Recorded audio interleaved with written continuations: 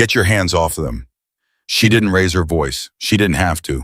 She stepped between the man in the $3,000 suit and two trembling, elderly people sitting on diner stools, and she looked him dead in the eyes and said it again. Get your hands off them. The armed men behind him moved. He raised one hand and they stopped. And then something happened that nobody in that diner, not Chloe Hayes, not the regulars, not even the man himself expected. He dropped to his knees, right there on the cracked tile floor. And in a broken whisper, he said, Papa, you're alive. If this story already has your chest tight, hit subscribe right now and follow every part to the end. Drop a comment with your city you want to see how far the story travels. The rain that night was the kind Chicago threw at you like it was personal. Chloe Hayes had been on her feet since 7 in the morning, and it was now 8:45 at night, and her back had stopped hurting 2 hours ago, which she knew from experience meant it had moved past hurting into something worse. She wiped down the counter for the 4th time and didn't think about the envelope on the kitchen table at home, the one from the landlord, the one she'd been rotating to the bottom of the stack for 3 weeks, because putting it on the bottom bought her one more day of not knowing exactly how bad the number inside it was. Booth 4. Leo, 9 years old. Library book open, grilled cheese half-eaten, completely unbothered by the fact that his mother was holding the world together with both hands and a damp rag. Mom, he said without looking up, can I get hot chocolate? It's almost 9. It's Friday. You're 9. Almost 10. She almost smiled. She kept the almost for herself and moved to refill the coffee at the end of the counter. And that was when the bell above the door rang and Sam and Rose walked in. She knew their walk before she saw their faces. Sam's careful, dignified shuffle, tall, once bent, now brown coat with the missing button he always held shut with his left hand. Rose behind him, smaller silver hair, pinned back, eyes still sharp and warm, even when everything else about her looked tired. They took their usual stools, 3rd and 4th from the left. Always. Terrible night, Sam said, reporting it, not complaining. Terrible, Chloe agreed. She was already reaching for the coffee pot. She knew how they took it, Sam Black Rose, 2 sugars and cream. She poured without asking and went to the kitchen and came back with 2 bowls of beef stew made from yesterday's roast. Chloe, Rose started. Going in the trash, Chloe said. Eat. Sam's hands trembled around the spoon. More than last week. She noticed and said nothing. Rose had a faint bruise along her body covered badly with powder. She noticed that too. She said nothing about either one. This was the arrangement. They ate. She worked. Nobody made it bigger than it was. It was ordinary for exactly 11 more minutes. Then the door opened and ordinary ended. She didn't look up immediately. She heard the difference first, not the shuffle of cold, tired people coming in from the rain. The solid, deliberate weight of men who moved through spaces like they already owned them. She raised her eyes, 3 of them. 2 stayed near the door, hands folded in front of them, in the particular way of men who are never far from a weapon. The 3rd walked forward into the light. 34, maybe 35. Dark suit, no tie hair, cut close. He moved with the complete and total ownership of a man who had never once in his adult life walked into a room and wondered if he belonged in it. His eyes swept the diner in 1-second flat booths, regulars, Leo kitchen, door, back exit, and then they landed on Sam. He stopped. Not slowed. Stopped. Like something had severed the signal between his brain and his legs. Chloe was already moving. She came around the counter and put herself between this man and the 2 people on the stools before she'd made a conscious decision to do it. It was the same instinct that had made her, at age 32, step between a drunk regular and a teenage girl he'd been leaning over. The instinct that said, not in my place. Hey, flat, steady, can I help you? He didn't look at her. He was staring at Sam with an expression that had no business being on a face like his cracked open roar than a man like him should ever let himself appear. Sir, louder now, I'm going to ask you one more time. His eyes moved to her, dark, nearly black in the low light, and what she saw in them was not the threat she'd expected, not anger, not the cold authority of a man accustomed to being obeyed. It was grief, immediate and enormous, the kind that had clearly been stored somewhere for a very long time and had just been hit without warning. Who are these people to you, he asked, quiet, controlled, barely. My customers, she said, and I'd appreciate if you'd speak to me, not past me. The man on his right moved half a step. The man in the suit raised one hand, barely a gesture, almost nothing, and the movement stopped completely. He had that kind of authority, the kind where the smallest motion was absolute. "I'm not here to cause problems," he said. "Then why are you here?" He didn't answer, and then Sam set his spoon down on the edge of the bowl with a small, deliberate click. "Peter," Sam said. The name hit the room like a stone thrown into glass. The man Peter exhaled, one long, shuddering breath like he'd been holding it for 10 years. "Papa," he said, and his voice didn't just crack. It broke completely. Every controlled, armored, efficient thing about him collapsed into that single word. He crossed the distance to his father in 3 steps and dropped to his knees on the diner floor, and the 2 armed men by the door looked at each other and looked away because they didn't know what to do with what they were seeing, and Chloe didn't know either, and Rose had pressed both hands over her mouth and Leo had closed his book. "They told me you were dead," Peter said. He was looking at Sam the way you look at a miracle you've stopped believing in. "The fire. They said there was nothing left. I spent 10 years. He stopped. His jaw worked. 10 years, Papa." "We got out," Sam said gently, like he'd been waiting a long time to say it. "You got out," Peter repeated. He said it like a man translating from a foreign language. "You got out and you've been—" He looked around the diner then, really looked. The worn stools, the patched vinyl, the flickering light above the counter. "You've been here." "We've been safe," Rose said. Her voice was steadier than her hands. "That's what we needed to be." "Safe?" Something moved through Peter's expression that was not quite anger. "Mama, look at both of you. Look at—" He stopped on Sam's hands. The trembling. "When did that start? How long has he needed? The medication isn't always—" Rose stopped herself. "Isn't always what?" Peter's voice had gone very quiet. "Isn't always affordable." Nobody answered. The silence was its own answer. Chloe felt the private weight of it and didn't look away from it because looking away felt like a betrayal of something. Peter stood. He was controlled again, or working very hard at it. "I need to take you somewhere safe, tonight." "Peter," Sam began. "Papa." He said it with the patience of a man who has made a decision and is implementing it. "People who want to use you to get to me, they exist. They are real. And me being here tonight means someone knows I came to this neighborhood for a non-business reason. They will want to know why. It won't take long." "Hold on." Chloe's voice cut through it clean. Both men looked at her. She didn't adjust her stance. "You walked in here knowing that by walking in here, you put them in danger.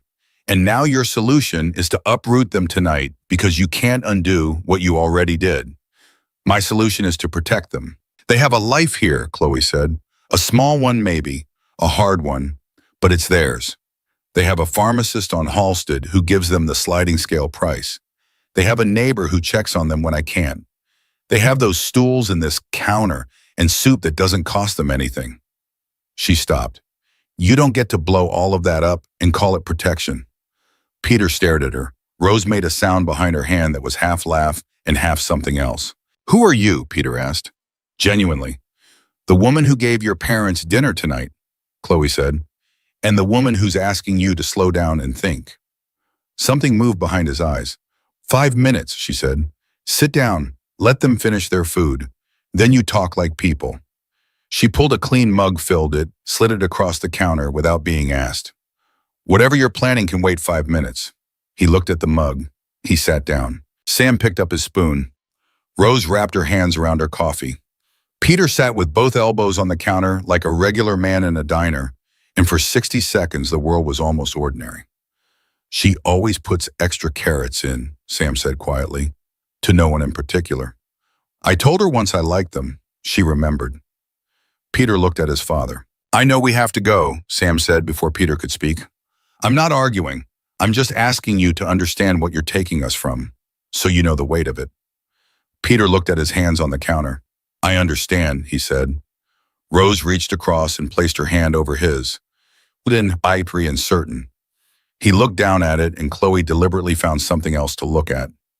That was when Greg walked in. She knew before she fully saw him.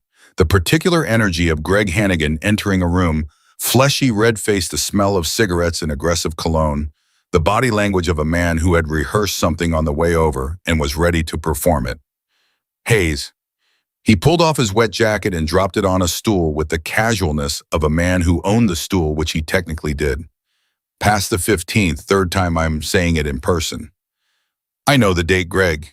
I've got someone willing to take that apartment starting next month. I need to know if you're in or out tonight. Chloe's jaw went tight. She was aware with the full, precise awareness of someone very good at reading a room that Peter Carter was 3 feet away and listening to every syllable of this conversation. This isn't the time, she said quietly. I make the time, Greg said. He pulled out his phone, started typing. His eyes moved around the diner with the casual survey of a man who thought he was simply doing business and landed on Sam and Rose. He looked at them for just a beat too long, not curiosity, calculation. She saw it and didn't know yet what it meant. 2 weeks, she said, just to end it.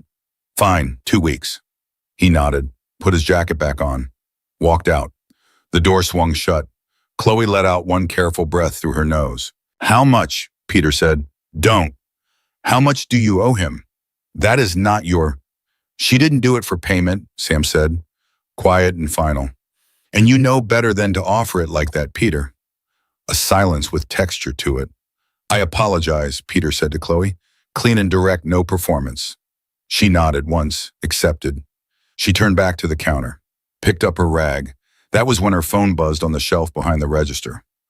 Unknown number. She almost didn't look. She looked.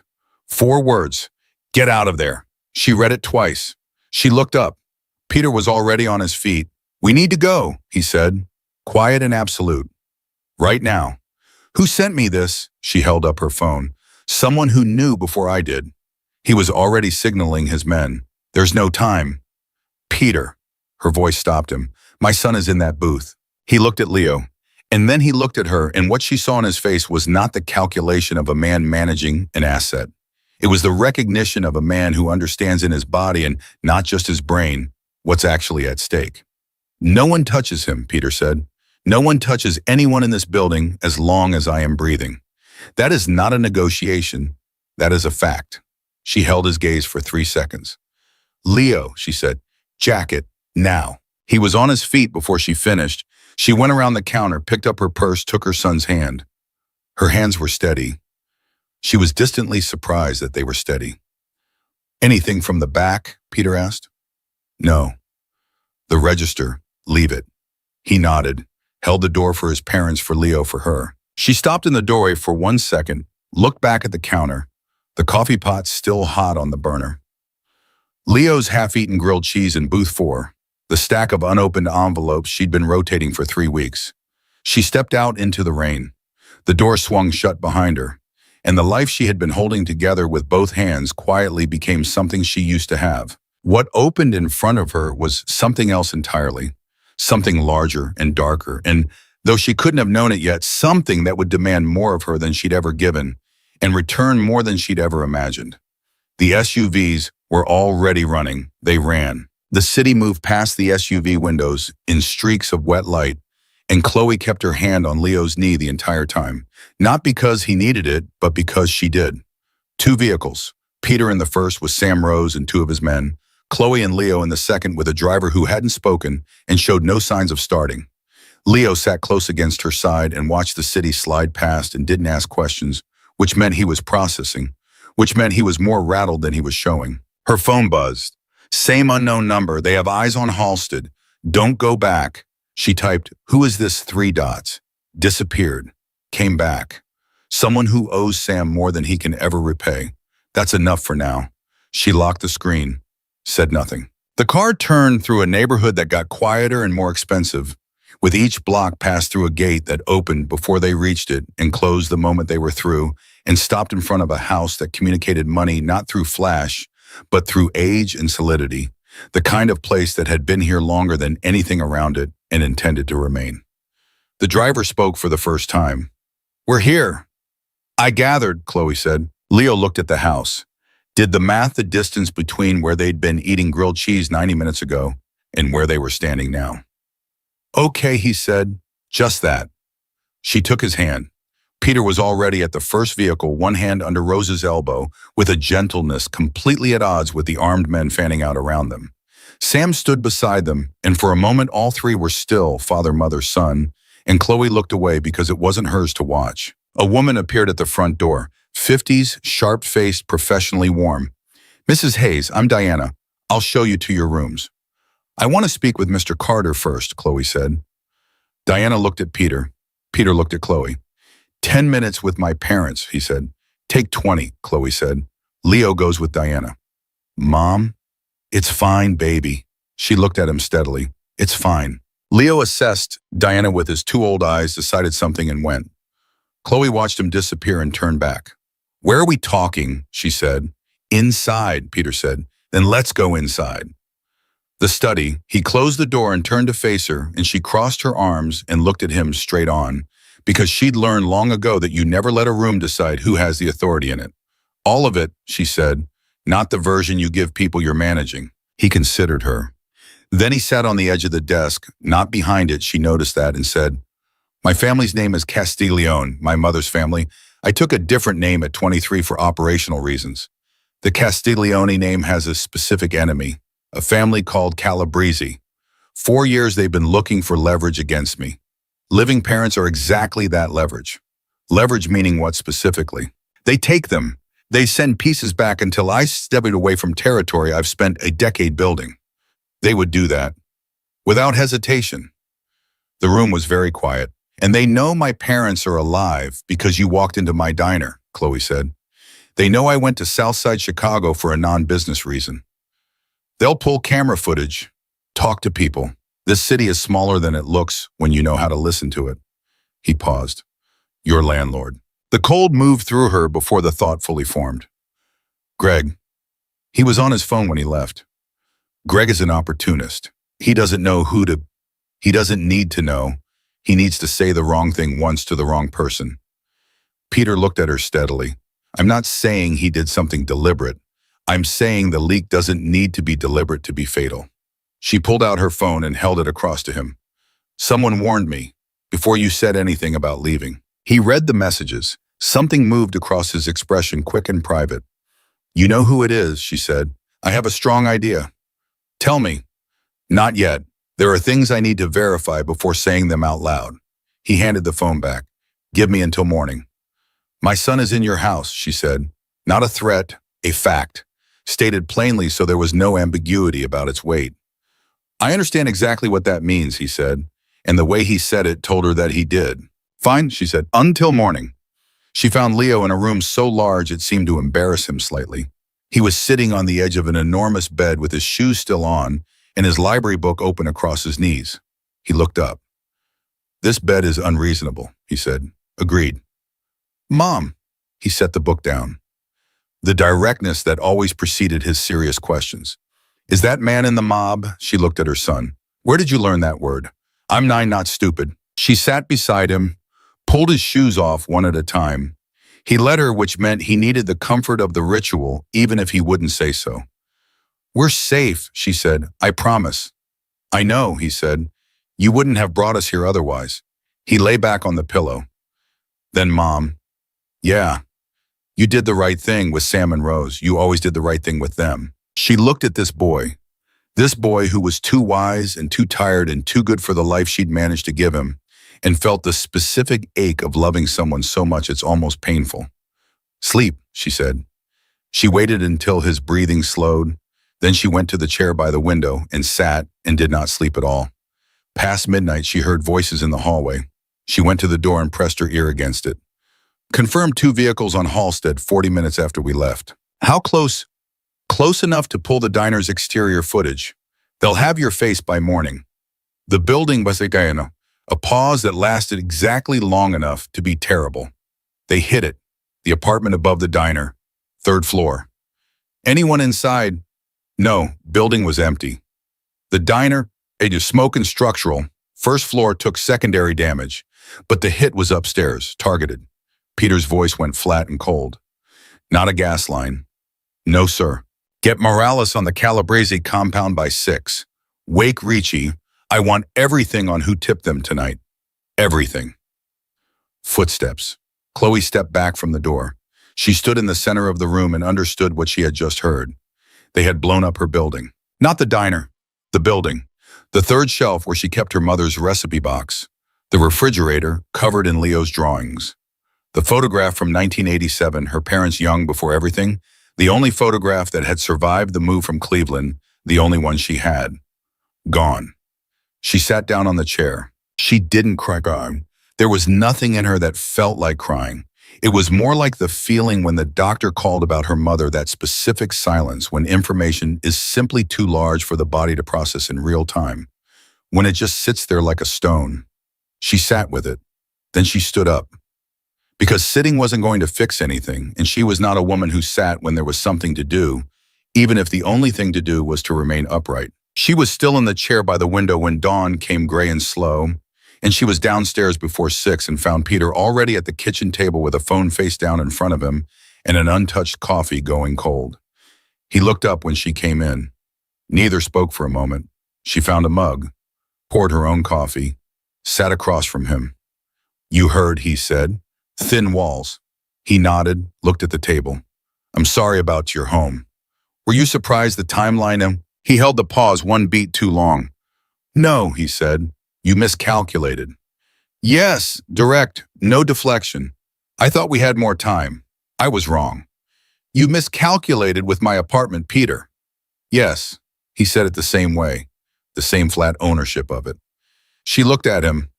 "Most people in your position would tell me it was necessary, that it was the cost of the bigger picture."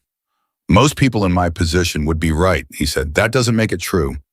She drank her coffee. "Tell me who sent me the text last night," she said.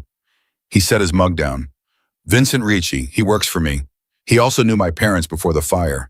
He's been looking for them for years without telling me." He paused. "He found them 2 days before I did. He was watching over them, quietly." "Why didn't he tell you he'd found them?"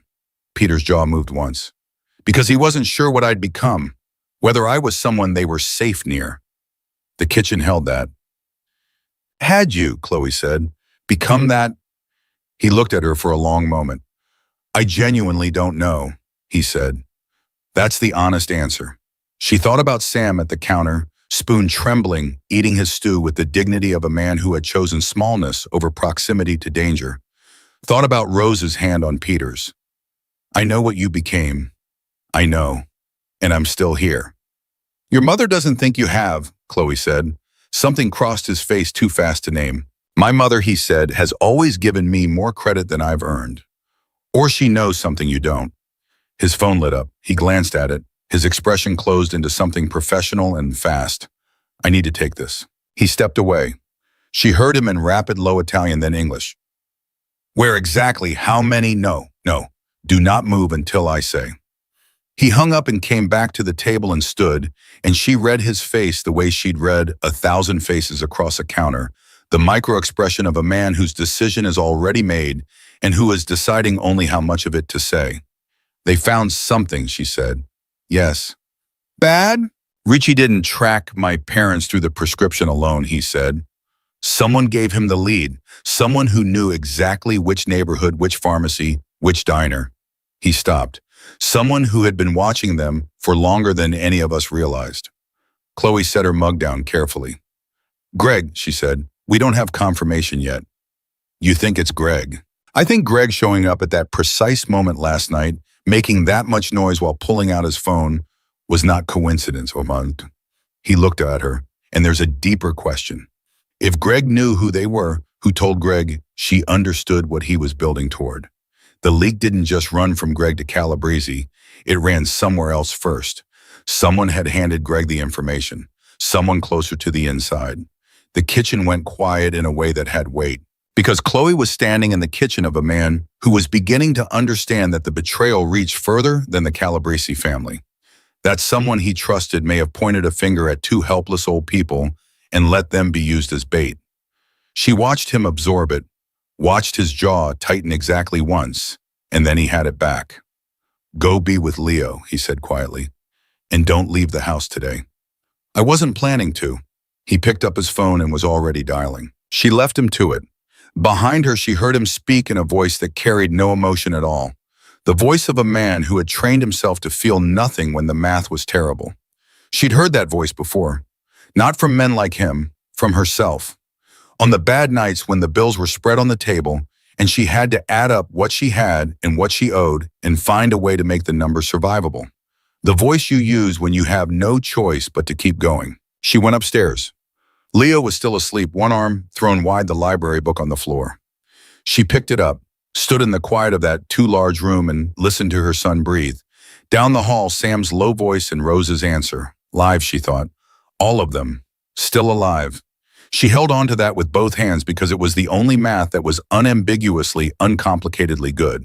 By 8 in the morning, the house was running on an energy Chloe could feel but not see. Doors moving faster than necessary, Diana appearing in hallways, and vanishing, Peter's voice low and rapid somewhere behind closed doors. The machinery of consequence doing what it does. Leo woke up hungry and unbothered, which she chose to be grateful for. She found the kitchen stocked by invisible hands, bread, eggs, fruit, coffee, and made him 2 pieces of toast and watched him eat with the appetite of someone who has processed what happened and filed it and moved on, because 9-year-olds are built for resilience in a way that sometimes broke her heart with its beauty. Rose appeared in the doorway and Leo saw her and said without preamble, "You always ordered decaf, but my mom gave you regular because you look tired." Rose blinked, then laughed, startled clean out of her. "She's sneaky," Leo said seriously. "The best kind," Rose said, looking at Chloe. Chloe set Rose's coffee in front of her 2 sugars cream, same as always, without being asked. Rose touched the back of Chloe's hand for just a second when she took the mug, and that small touch held 6 months of Thursday nights in it. Then Sam came in, and he moved better, steadier. Someone on Peter's instructions had gotten him his medication. Chloe looked at his hands and felt the tightness in her chest loosen by 1 degree. Leo, with the social intelligence of a child who has grown up around adults in difficult situations, looked at the room, picked up his toast and said, "I'm gonna go read," and removed himself with a tact that made Chloe quietly proud. She was about to say something to Sam and Rose, something about getting through this, something practical and forward-looking, when Peter walked in, and the temperature shifted the way it always did when he entered a space. Not threat, gravity, the specific gravity of a man carrying the full weight of what's happening and not putting any of it down. He looked at his parents, then at Chloe. "Greg Hannigan," he said. "How long did you know him?" 3 years. He owns the building. Problems with repairs, late fees, nothing that read as criminal. Did he approach you about the apartment, or did you find it?" She thought back carefully. "Sign in the window. I called the number. Standard. Who referred you to that street?" "Nobody. I was looking for that price range, that neighborhood. I found it on my own." Peter nodded once slowly, like she'd confirmed something. "What?" she said. "The building has been in Hannigan's name for 8 years, he said. But the LLC that owns his management company has a parent entity in Delaware. Silent partner." He paused. "Anthony Calabrese." The kitchen went absolutely still. Rose set her mug down. Sam said quietly and completely, "No." "The building was a net," Peter said. "Someone identified the area where my parents were living. Hannigan was positioned there to watch, to report." He looked at his parents. "We don't know if they have known your location from the beginning or if they pieced it together recently.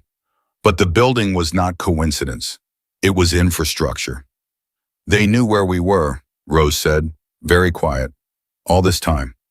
"Possibly, or they suspected and used the building to monitor. Either way," Sam said, and his voice had changed harder, older. The voice of a man who once moved in these circles and never entirely lost the feel of them. "They let us live because we were more useful alive, as bait." "Yes," Peter said. "Until you found us," Sam said. "Until we became leverage instead." "Yes." Chloe's mind was already moving. "When Greg came in last night at the performance of it, the loudness, he wanted you to see him. He wanted you to know he had a line to me and through me to them." "Yes." "He wasn't collecting rent," she said. "He was establishing presence, sending a signal." "Yes." "In front of me." The cold and bright feeling again moving through her chest. "He wanted me scared and cornered, so I'd be easier to use later." Peter looked at her with an expression that she was beginning to recognize, the one where he was measuring someone and finding the results surprising. "You see it fast," he said. "I've been reading rooms for 7 years," she said. "What happens now?" "I handle it." "How specifically?" "In the way." "No." Her voice was level and exact. "It was. Not in the way you handle things. I need a real answer.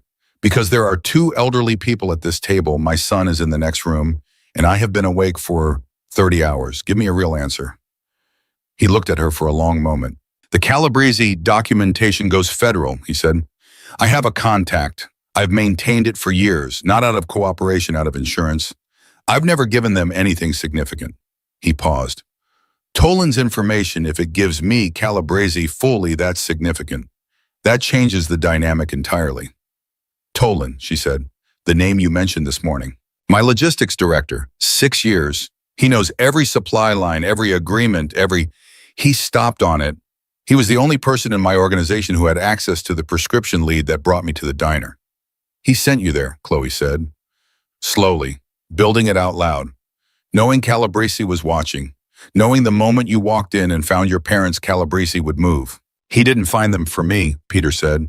He arranged for me to find them, then handed my real-time location to Calabrese. Why Besseman? Because if Calabrese pressures me into surrendering the port agreements, Toland steps into the vacuum. He's been constructing a parallel structure for 2 years. I didn't see it because I trusted him. He stopped on the word. 6 years I trusted him. Sam said, Peter, I know, Papa. The anger, I know. A breath. I know. Their eyes held for a moment, something passing between them, old and wordless, the shorthand of a relationship that had been interrupted for 10 years but not erased. Then Peter's phone rang. He answered, listened, said how many, and then don't let him leave. Hung up. Looked at Chloe.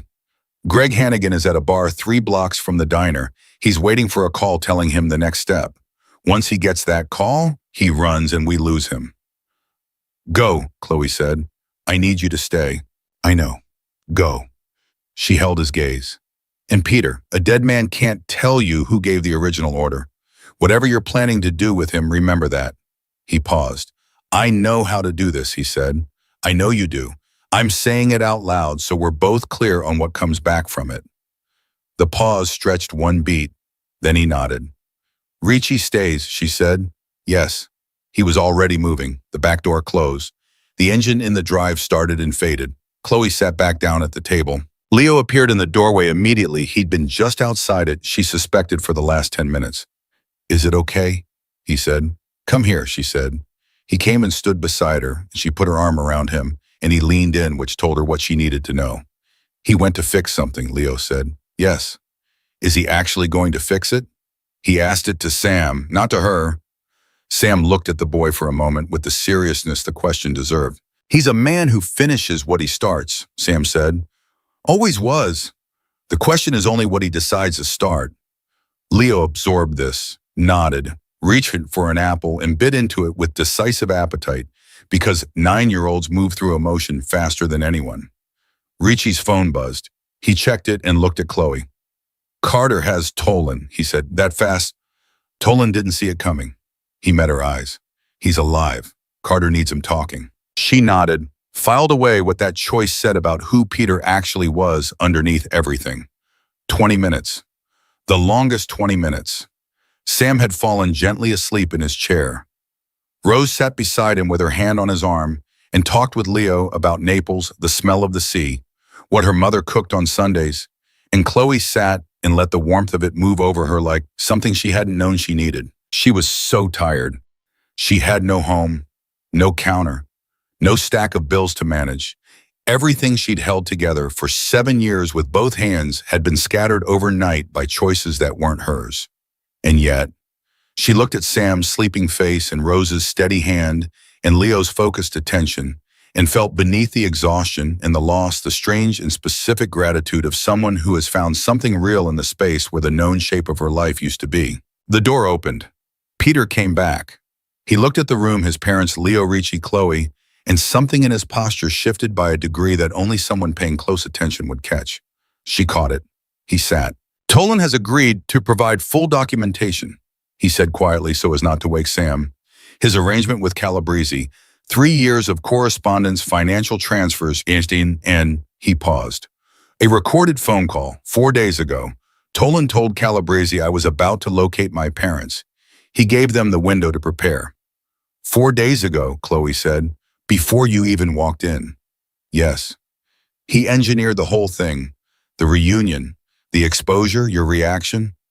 Yes. Flat and absolute. How long was he with you? 6 years. She didn't try to address that directly. Some things don't benefit from being addressed. She just let it sit there because it deserved to sit there. What does the documentation do? She said. Practically. It goes federal. My contact. In exchange, my parents become a matter of federal record. Any move against them by Calabrese triggers federal response. They become untouchable. He paused. Not just from Calabrese, from anyone. And you, Rose said. She'd been awake. Maybe she always had been. What happens to you? Oh, I have protections, sufficient ones. He looked at his mother. I'm not going to prison. That's part of what I'm asking, she said. The other part is whether this stops. Not Calabrese, not Tolan. She folded her hands on the table. Whether you stop. The kitchen held its breath. Peter was quiet for a long time. I don't know how to answer that honestly yet, he said. That's better than the lie would have been, Rose said simply. Sam, without opening his eyes, said, it's a start. Leo, sitting between them with his apple core, looked at Peter Carter with the uncomplicated directness of a child who has no investment in protecting anyone's feelings. I think you should stay, he said. Not just here. I mean, he thought about it. You look like someone who needs somewhere to belong. We're sort of in the same situation. Nobody spoke. Chloe watched the most feared crime boss on the south side of Chicago look at her 9-year-old son and have absolutely nothing to say. Which was, she thought, the most honest thing he'd done since he walked through the diner door. And it was, she realized, though she wouldn't have said it out loud yet, not for anything the moment something shifted. Not fixed, not resolved, shifted. The way a door shifts when someone finally decides to stop holding it closed. It wasn't the end of anything. It was the first thing that felt like a beginning. Nobody filled the silence Leo had created. They didn't need to. Some things land, and the right response is to let them land.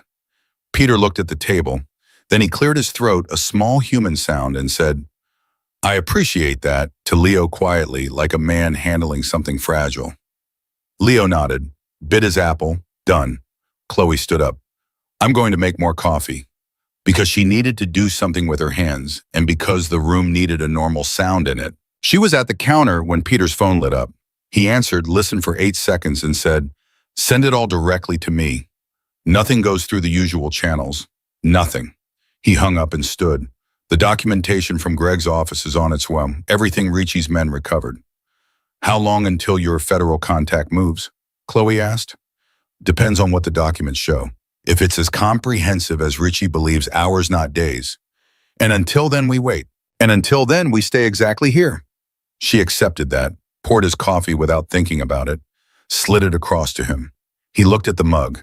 You do that automatically, he said, of habit. Even now. Especially now, she said. I get more useful when things are bad, not less. It's a design flaw. Something in his expression softened, not much, just at the edges. It's not a flaw, he said. She turned back to the counter. The medication for your father runs on a strict schedule, twice daily with food. Diana doesn't know that yet, I do. I've been managing it informally for 3 months because the pharmacy had supply issues and Sam wouldn't tell anyone he was skipping doses because he didn't want to worry Rose. She paused. So whoever handles the medical side of things here needs that information directly. Peter was already reaching for his phone. Diana, he said when she answered, I need you in the kitchen. Diana appeared in 40 seconds. Chloe told her everything she knew about Sam's medications, scheduled dosage, what to watch for, what the missed dose effects looked like. Diana listened without writing any of it down, and Chloe trusted she had it because Diana was clearly a woman who forgot nothing. When Diana left, Rosa was watching Chloe with an expression that was more than gratitude. It was recognition. The look of one woman seeing another clearly. He never told us he was skipping doses, Rose said softly. I know, Chloe said. He was protecting you. He always does that. She looked at her husband's sleeping face. We protect each other from the hard things and end up both carrying them anyway. That's marriage, Chloe said. Yes, Rose said, that's marriage. Peter looked between them. Something moved through his expression, the look of a man observing a world he had kept himself outside of for a very long time, and was only now recognizing the shape of what he'd missed. The documents arrived at 11:43. Peter took them in the study, and Chloe gave him an hour. She knew when she should be in a room and when she shouldn't be, and a man reading evidence of a 6-year betrayal was a room she shouldn't be in. She sat with Leo. He was reading a new book, something from the study shelf, thick and serious looking. He held it up so she could see the cover. Something about the history of organized crime in America. She stared at it. "Where did you get that?" "The shelf in the study." "That is not appropriate reading material for you, but I've read 4 chapters, he said. "It's mostly economic theory." She was still deciding how to respond to this when Peter appeared in the doorway of the sitting room and said, "Chloe, I need you." She went. In the study, the documents were spread across the desk, photographs of handwritten notes, printouts of digital records, what appeared to be bank statements. Peter was standing behind the desk, and his face had the precise, contained quality she now recognized as his version of barely holding it together. "Tolan didn't build this in 2 years, he said. His voice was flat and controlled. "He started the day he came to work for me. 6 years, the parallel structure, the communication with Calabrese, the positioning." He stopped. "He came to me already working for them." "He was placed," Chloe said. "Yes." "As a long game." "Yes." He picked up one of the photographs, set it back down. "There's a ledger. Every significant decision I made in the last 6 years that he had access to, he flagged it. Every meeting, every agreement, every move." He looked up. "My entire operation has been transparent to Calabrese for 6 years. Everything I built, they watched me build it." The scale of it settled over the room. "And they waited," Chloe said, "until they had the right pressure point." "My parents," Peter said, "they waited until I found my parents because they knew that was the one thing that would make me—" He stopped. "Make you what?" He looked at her. "Human," he said. "Make me human enough to be predictable." The word landed hard. She watched him feel the truth of it, that the very thing that had cracked him open when he walked through the diner door, the thing that had made him look like a son instead of a crime boss, was exactly what had been weaponized against him. His love for his parents was the vulnerability they'd been waiting to exploit. "You couldn't have known," she said. "I should have." "No," she said firmly. "You were doing the normal human thing of believing that the people who work beside you every day are not actively destroying you. That's not a failure of intelligence. That's, She stopped. "That's just being a person." He looked at her for a long moment. "You're very good at that," he said. "At what?" "At saying the thing that reframes without dismissing." He paused. "Most people either tell you it's fine or they pile on. You do neither." "I've had a lot of practice," she said. "Single motherhood is mostly reframing without dismissing." She said it lightly. He didn't take it lightly. He heard it exactly the way she'd meant it as a window briefly opened. Then his phone rang. He answered. His expression changed immediately, not alarm. Relief. Controlled, professional relief. "Yes," he said. "Yes, I've reviewed them. They're sufficient." He moved toward the window. "I understand the timeline. I'll have the originals to your office by 6. He listened. "Agreed, thank you." He hung up and turned. "It moves tonight," he said. "The federal arrest. They pulled Tolan's documentation against their existing case file, and it completed the picture they've been building on Calabrese for 2 years. He paused. "They move at 6 a.m. tomorrow." The tightness in Chloe's chest loosened by a degree she felt physically. "Tomorrow," she said. "Tomorrow. And until then, this house." She nodded, turned to go, stopped. "Peter." "Yeah. Your mother asked me something this morning," she said. "While you were out, she asked if I thought you were going to be okay. Not about Calabrese, about after." He was very still. "What did you tell her?" he said. "I told her I thought you were making better choices than you had been," Chloe said. "Which is true, and it's also not enough. And I think she knows that, and I think you know that." He looked at his hands. "I know," he said. "What do you want?" she asked. "Not what you're protecting, not what you're managing. What do you actually want?"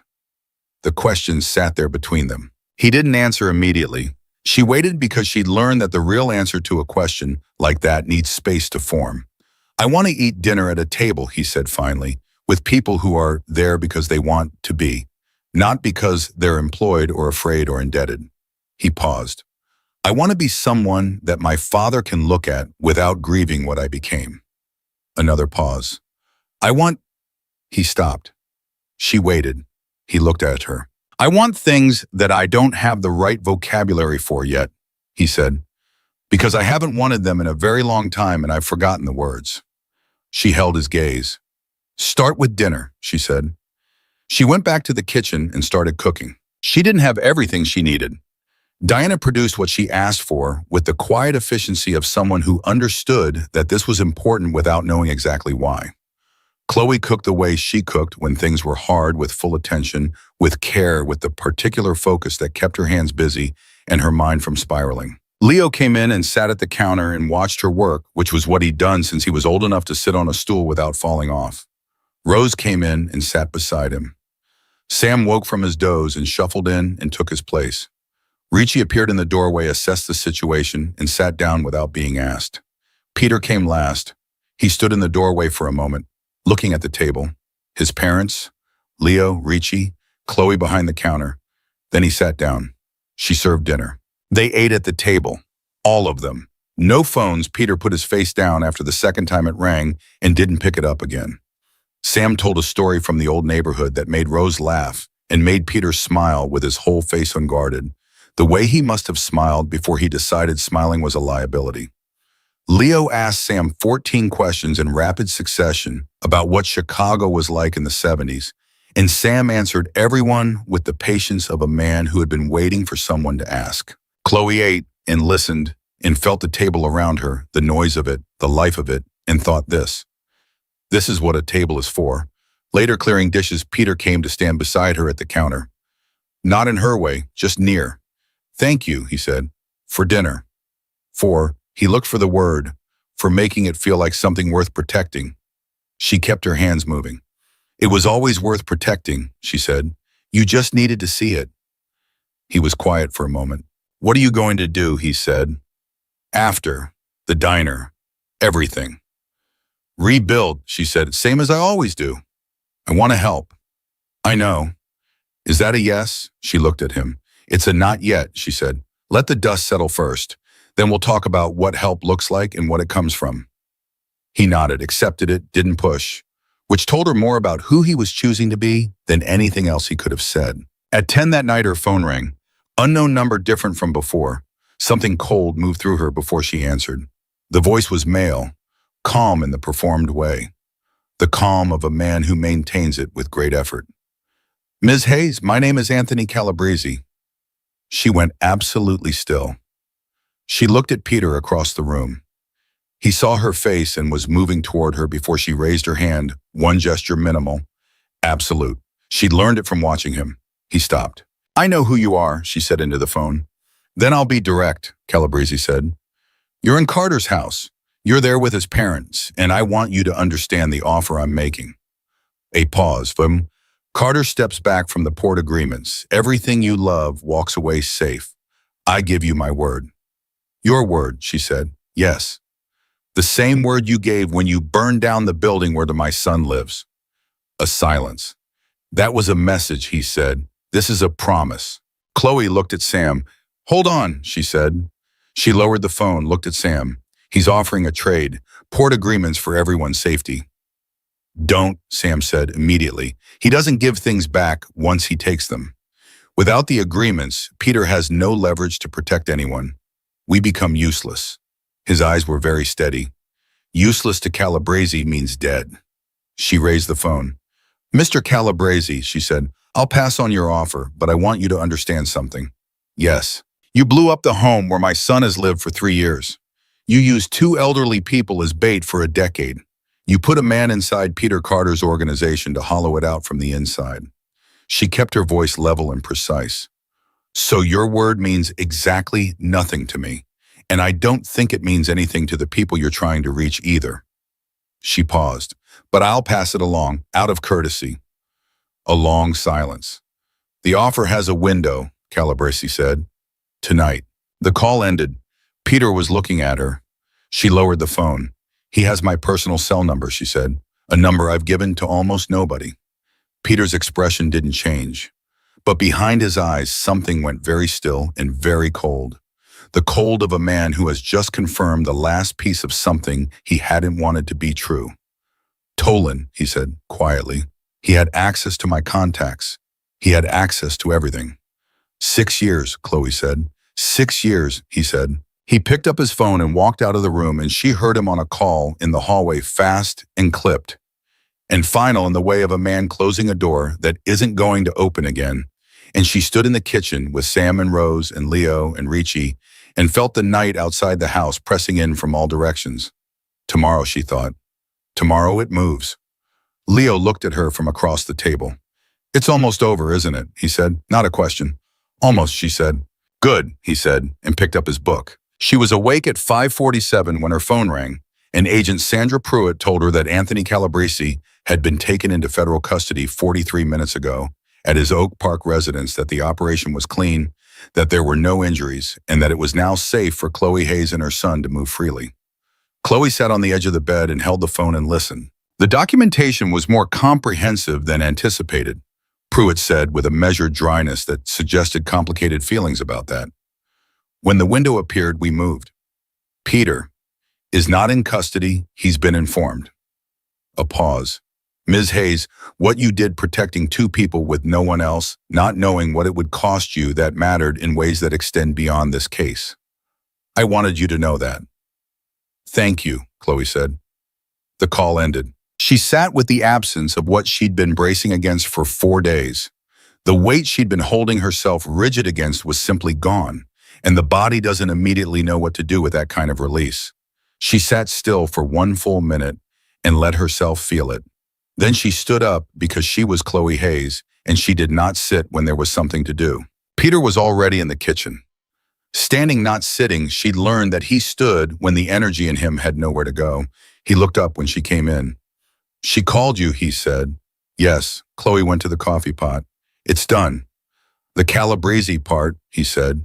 Yes, she poured. The Calabrese part. He was watching her with that full, undefended attention she'd gotten used to, without noticing the way he paid attention to her, specifically as if she was the most interesting room he'd been in years. What happens now, he said. For me, she turned. I find out what's left of the diner. I find an apartment. I start the insurance process, which is going to be its own kind of war. She paused. The normal aftermath of having your life exploded. I want to help with the diner, he said. I know you do. Is that a no? She looked at him carefully. I will accept contractors and structural assessment because I'm practical and I have a 9-year-old and my pride has a ceiling I know exactly where to find. She held his gaze.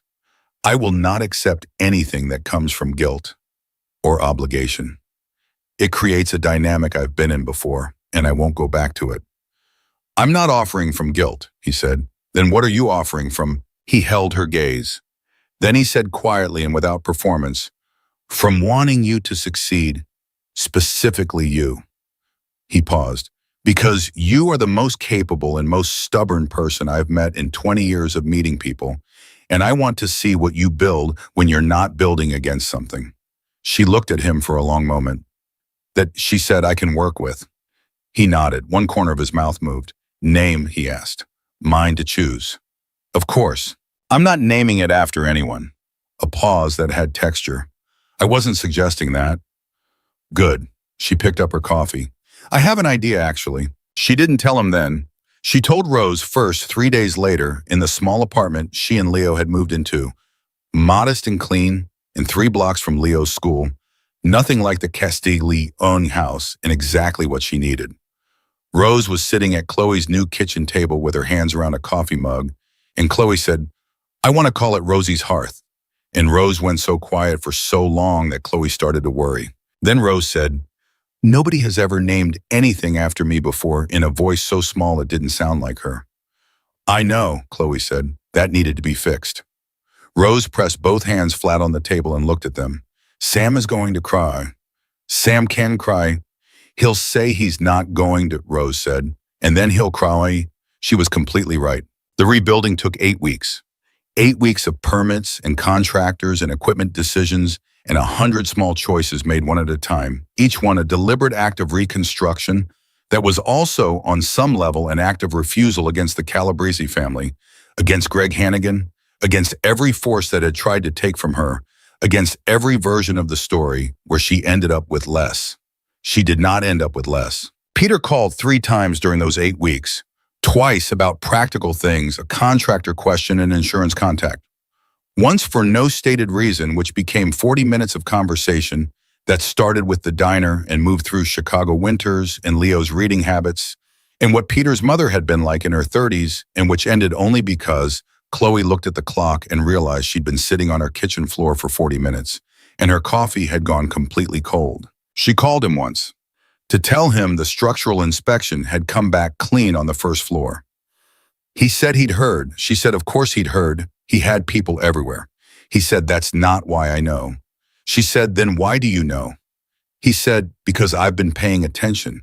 She didn't know what to do with that, so she said, thank you. And they both held the line for a beat too long before hanging up. She was not counting. She was definitely not counting. The morning the news sign went up, she stood on the sidewalk in front of what was now Rosie's hearth and felt something in her chest settle into a position it hadn't occupied in a very long time. Leo was beside her. It's better than the neon, he said. I always hated that neon. I know, you said so about 400 times. I said it twice. You said it a lot, he said. I have a very good memory. He looked at the sign. Can I do homework at the counter? Absolutely not. I'm going to do homework at the counter. I know, she said. I've accepted it. He grinned. She put her arm around him and felt him lean into it, solid and warm. In hers. Sam and Rose were there. Rose in her good coat. Sam steadier than she'd seen him in months. The medication running on schedule, the tremor down to something manageable, his eyes clear and present. Ricci stood slightly to the side with his hands in his pockets saying nothing. He'd been doing that a lot lately, showing up standing near, not needing anything from it. She'd come to find it unexpectedly reassuring. Peter was there. He stood beside her and looked at the sign and didn't say anything for a moment. Then, it's good. It is. Better than the neon. She looked at him. You know about the neon? You mentioned it, he said. The night in the kitchen. You were listing what you wouldn't miss. You said the neon was ugly and flickered in cold weather. He paused. I remembered. She had completely forgotten saying it. He had not forgotten. She looked back at the sign, at the letters that were hers, the name that was Rose's, the place that was rebuilt from what had been broken. Come inside, she said, and I'll make coffee. He followed her in. The diner smelled like fresh paint and new wood and clean space, the smell of beginning. The counter was refinished. The stools were new. The booths were recovered in a dark green she'd chosen because it reminded her of nothing she'd had before and everything she wanted to build. She went behind the counter. There. The rightness of bed, the counter between her hands and the rest of the world, the position that had always been hers, the place where she had always been most completely herself. She made coffee. She set a mug in front of Peter. He looked at it. You always do that, he said. Force of habit, she said. The same words as the first time. The same answer, and both of them knew it. He looked up at her. I've been trying to find the right language, he said, for what I want to say. She waited. I ruled out guilt, he said. An obligation. And every transactional frame that comes naturally to a man who has spent 20 years transacting. He wrapped his hands around the mug. What's left is simpler than any of those, and harder to say. She kept her eyes on his. Then say it, she said. I want to be someone worth knowing, he said. I want it for my parents, and I want it for that kid of yours who said, you look like someone who needs somewhere to belong, and I want it, he stopped, started again. I want it specifically for you, because you looked at me in a diner 4 weeks ago with nothing to protect yourself with except yourself, and you didn't flinch. And I have been around a great many people who didn't flinch for a great many bad reasons. He held her gaze. Yours was different. The diner was quiet. The new wood held the silence. Outside Chicago kept moving enormous and indifferent and full of the grinding daily machinery of people living their lives. She thought about the bowl of soup, about 2 bar stools on a Thursday evening, about a choice she'd made without deciding simply because she couldn't do the other thing, simply because turning away had never been in her vocabulary. She thought about $30 in a car seat and a road going east, in the stubborn, specific knowledge She'd carried the whole while away that she was not going to stop. She thought about Leo saying it's a start. She set her hands on the counter. That's a good reason, she said. Is it enough, he said. She held his gaze for one long moment. Ask me again in 6 months, she said. Come in every Thursday, sit at that stool, drink your coffee, and in 6 months you ask me again. He looked at the stool. Every Thursday, he said. Every Thursday, she said. He sat down. Sam came through the door, holding it for Rose, who came in unwinding her scarf the same way she'd unwound it 100 Thursday evenings ago, and sat in her seat, fourth stool from the left, the one that had always been hers, and wrapped her hands around the mug Chloe set in front of her without being asked. We're open, Rose said. Not until Monday, Chloe said. But you don't count. Why not? Because you never did. She set the coffee down. 2 sugars, cream, perfect. You've always just been here. Rose's hands tightened around the mug. She looked up at Chloe with those warm, clear, seeing eyes. Good, she said softly. That's exactly how it should be. Leo came in last library book under his arm and took his stool at the end of the counter and said, I'm doing homework here with the calm of someone stating an established fact. No, Chloe said. Yes, Leo said. Peter looked at Leo. Leo looked at Peter. Some communication passed between them, brief and male, and mutually amused, and Chloe pointed at both of them. Don't, she said. I didn't say anything, Peter said. I didn't either, Leo said. You were about to, she said. Peter looked at his coffee to hide whatever his face was doing. Leo opened his book with the precise composure of a child who knows he's won without needing to confirm it. Chloe stood behind her counter in her diner on a November morning, and the coffee was hot and the wood smelled like beginning.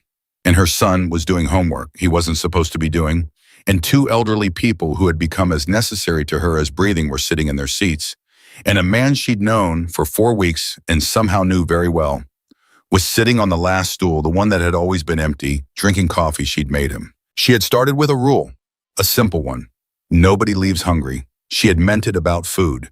It turned out she had meant it about everything else too, about loneliness, about grief, about the particular hunger of people who have been without kindness for so long that they've forgotten they deserve it. She had fed 2 old people soup on a rainy Thursday, not because it was heroic or strategic, or because she knew what it would set in motion.